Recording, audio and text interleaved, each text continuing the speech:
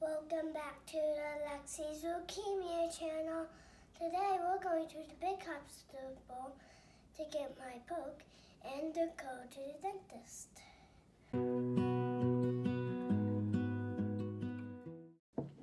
Well, good morning, Lexi's Leukemia Warrior family. As Lexi said, we're headed to the big hospital. It's time for her next 2-month checkup with the oncology clinic. She'll get her labs drawn. We're going to ask them about drawing some more labs. Maybe we can get to the bottom why she's been sick so much. But the main reason we're going today is, besides oncology, we have to visit the pediatric dentist at Children's. So I'm going to see if I can give you a condensed version, a rundown of what has transpired. So the first time Lexi was able to go to the dentist was off treatment. It's not really recommended on treatment if you can avoid it. Metal poking around in your mouth, potentially causing your gums to bleed or getting an infection somewhere, is not for the best. Older kids who have already been seeing the dentist, usually in maintenance, they'll let them with a prophylactic antibiotic sometimes. But if you're just still in the toddler stage, which Lexi finished treatment when she was 4, don't worry about it, they said. So we waited until she needed her dental checkup when she turned 5 for school, and that's really the first time that she visited the dentist. They didn't do a whole lot. It was a new patient visit, no x-rays or anything yet because she had just finished treatment. And so they basically were like, let's just clean her teeth, and then this will be like our baseline, and then when you come back next time, we're gonna get like full x-rays and everything. So we went back the next time, and my husband took her to that one 6 months later. And imagine my surprise when he texts me at work and says that Lexi has 4 cavities that need filled. And I'm like, wow, okay. This is the paper the dentist showed him. There is the top looking down view of the molars. And so it's those 4 molars right there. And then here is the front and back kind of side view of the molars. So basically, those 4 molars we're going to need filled. Okay, fine. We need to work on our brushing and flossing apparently, which I thought we were doing really good at. So we'll come back in 10 days. They only do anesthesia on Thursdays, and we'll get these filled. So I take Lexi to the appointment for her anesthesia. We planned it out around my work schedule. So we get there to do the fillings, and the dentist wants to take another set of x-rays to make sure she's got a good plan in place. So imagine my surprise when she prints this paper out and says the treatment plan has changed. So there is the original molars that had issues. They're now all red. And then on the top, the molar next to this one is completely red. That one is starting to show some decay. That one has decay. That one has decay. And then even down here, the ones next to the molars are starting to show decay on the side. And she explained to me that it's in between the teeth where they're getting all this decay. And she said, unfortunately now, Lexi would need multiple crowns. On some of the teeth, there's not enough dental tissue left to even do a proper filling that would stick. So she's gonna have to have crowns, fillings where she can, and the goal would be to save her baby teeth until her adult molars come in. And I just could not understand how things were progressing like this. And she kept saying that we were gonna need to do better about brushing and flossing and mouthwash. And I just was frustrated as a parent, thinking that I had been doing a bad job. And we love our dentist. She's amazing with kids. I just don't think she's ever had a pediatric dental patient. So there's a lot of things that are new territory for her. So she recommended that we go to another fellow dentist locally. She has 2 she recommends that can do the general anesthesia, because nowhere is giving hospital privileges anymore due to COVID. Hospitals stop allowing outside dentists to practice, and so she doesn't have hospital privileges anywhere right now. But she knew of 2 dentists that could do the anesthesia in-house. So we couldn't get a referral to them until September, and this needed to happen before then. And I said, to be honest, we'd probably feel more comfortable going to Children's because they're going to be familiar with us. So she referred us to the pediatric dentist at Children's.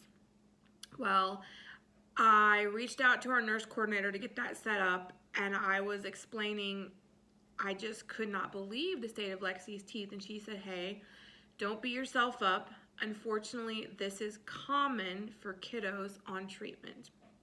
It's not super common, but yes, it does happen. The chemo and the steroids and all the different medications that she took can eat away at the enamel of their teeth, their baby teeth especially, and can make them more susceptible to having cavities and teeth issues. So the hope is that when their adult teeth come in, they're better. Unfortunately, if the kids are older and already have their adult teeth, or if it's an adult going through chemo, their teeth can sometimes be affected as well. It's just the luck of the draw if the chemo affected your teeth, and don't beat yourself up. There's nothing you could have done. You could be the best brushers, flossers, mouth washers in the world, and still this could have happened because her teeth are just more susceptible to this thanks to chemo. So, unfortunately, that's where we're at. We're going to go see this dentist today and see what they recommend about how to fix her teeth and when we can get that done, because it needs to happen ASAP before she has any more decay. So we are going to take you along today on our trip to the hospital. Lexi wanted to share with all of you how brave and strong she can be getting her poke. She's really nervous about the dentist because she knows that at some point they're going to schedule the procedure, and she knows she has to go under full anesthesia, which is the needle in the arm, for an extended period of time, which is causing her a lot of anxiety. But we are going to work through it just like we do everything else. So we will see you at the big hospital.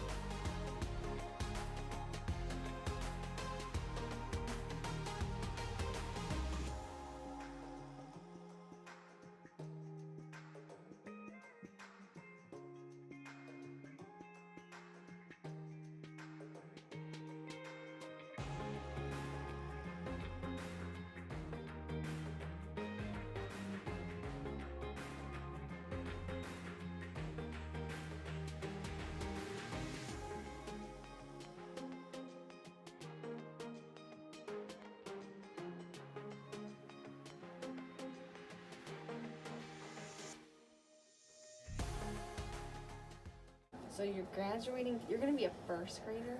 Yeah. Oh my goodness, are you excited? You're getting so big. Yeah. You're gonna learn all kinds of new stuff. All right.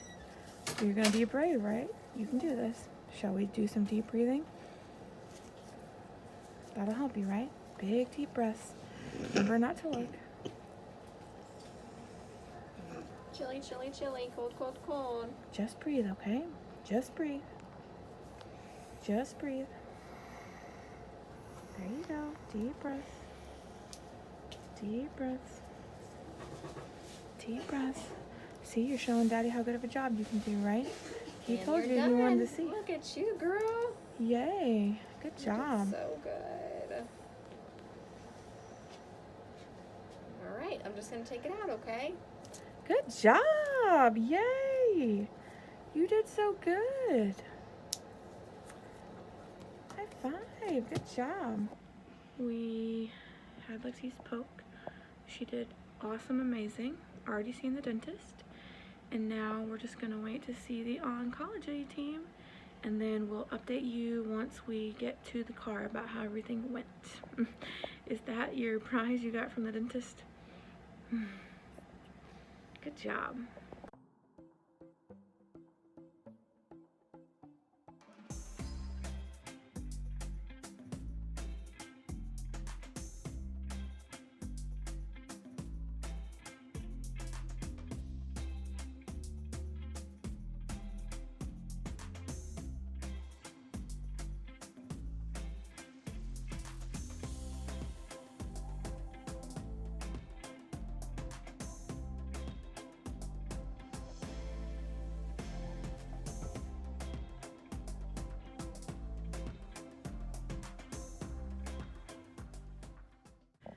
We just got done with all Lexi's appointments.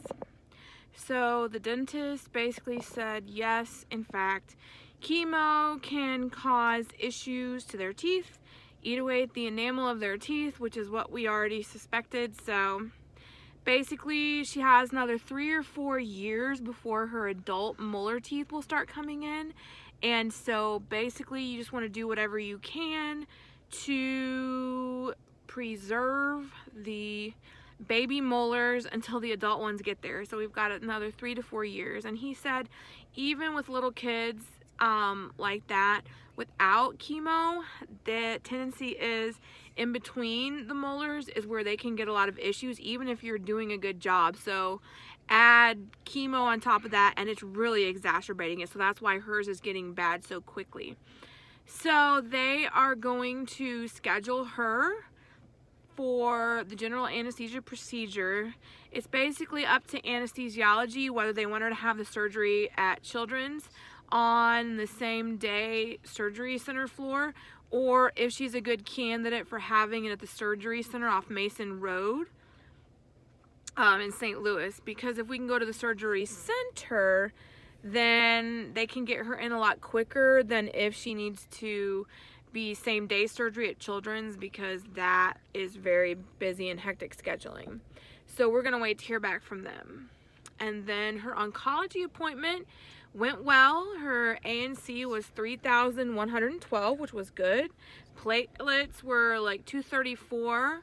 Hemoglobin was 12.1 and her white blood cells were 7.8. So all those numbers are good. 3,000 is within the range they want them to see them off treatment. A normal kid, I mean, 1,500 to 5,000 is like the range. 1,500 being on the low end and 5,000 being like, you know, the top end. So they were really pleased with that. So they didn't feel the need to check her IgG levels. Basically, they just said it's been a nasty cold and flu season for everyone and that it's going to be just a little worse for her because of her immune system. But they felt that it probably isn't necessarily that her IgG is low. It's just picking up whatever viruses there are, because they've had lots of non-chemo kids who have just been constantly sick, having a cough. It's just a really bad cold and flu season thanks to the Rona and everything else and all this isolation we did, all these viruses are coming out and they're just nastier than ever. So she said hopefully this summer when she's not in school, her body will have a chance to reset.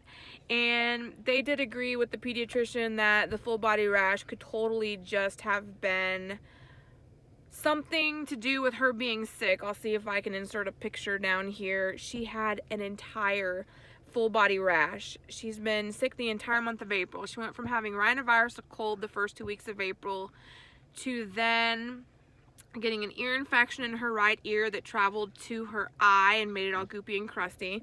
So she got 2 different strong antibiotics for that, and then in the middle of those antibiotics, it seemed like the rhinovirus was going away, and then after the 10-day course of those antibiotics was done, the day after that, she started having a barking seal cough at night, and we went back to the pediatrician. He said, oh, this has got to be croup. So then a few days after that, she broke out into the full body rash. I'll put the picture down below. And it was all over. And so we went back and they swabbed for all the things. And what do you know? It popped for parainfluenza number 3, which is just croup, which we already knew. The pediatrician had nailed that. So basically they just said, we think it's just her body's way of saying, I'm tired of being sick. Just a rash that happens after you've had any type of virus. So they could not figure out what it was. It wasn't raised up. It wasn't hand, foot, and mouth. She wasn't allowed to go to school, but it is what it is. So this poor kiddo has just been getting sick and sick and sick. So hopefully we are on the mend and this summer will be much, much better. So all in all, today was a good day. And we've got one more appointment in 2 months in July. And then after that, she gets to transfer to the survivorship clinic because it'll be 2 years off treatment in October. So then her appointments slow down to every 3 months. And she will see a different team of people on a different day. Still in the hematology oncology clinic, just a different team of people that handles kiddos off treatment because she'll be followed by the survivorship clinic until she's 18. So, it was a good day. You did a great job on your poke, didn't you? Yeah. We got some great footage of her poke. She did so good this time. They didn't have to stick her twice this time. I was a little nervous her vein was going to blow again, but it didn't. It was awesome. So, what do you want to tell everyone, Lexi? Subscribe and hit the bell to be notified when we upload another video. Bye.